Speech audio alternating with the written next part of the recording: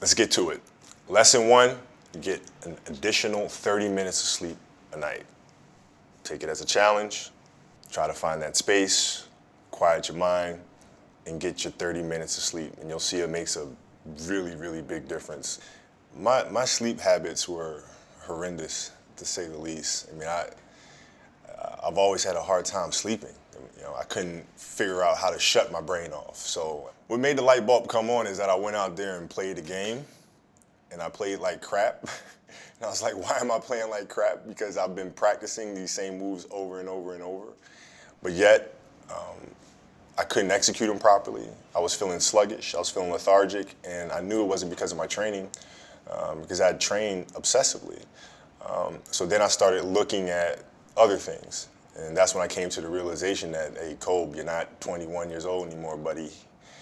Like, maybe the fact that you're sleeping 2 or 3 hours a night, maybe that has something to do with the fact that you're playing like crap. And that's when I started really evaluating those things.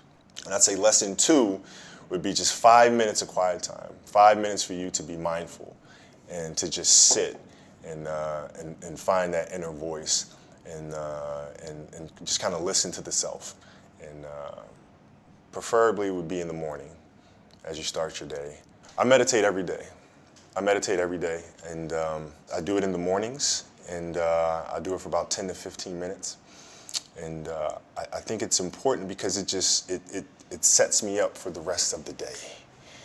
You know, it helps me. It's like having an anchor.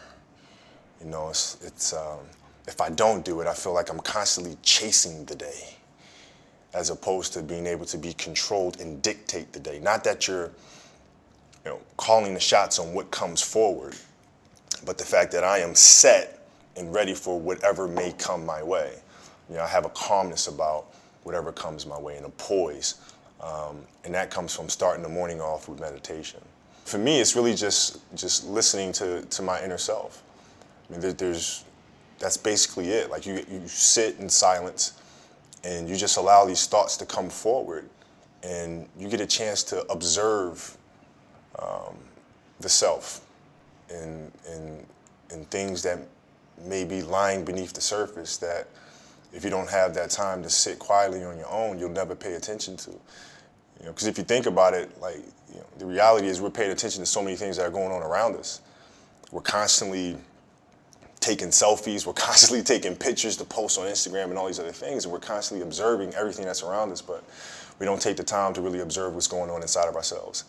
And that's what meditation is for me. In 2000, we had a new head coach that came to the Los Angeles Lakers by the name of Phil Jackson. And Phil was just coming off of winning 6 championships with the Bulls. And he was really big on mindfulness and really big on meditation. And it wasn't an option for us. So we'd sit in our film room, and he'd turn the lights out, and we would meditate as a group.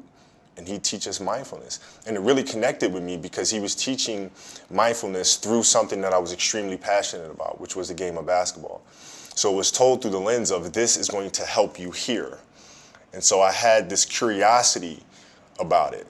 And that was my introduction to meditation. And then seeing the poise that we played with, the fact that we can be in a hostile environment with fans yelling and screaming and, you know, pressure situations, and it having no effect on us, because we were never too high, never too low. We were just in the moment, and felt very secure in who we were. And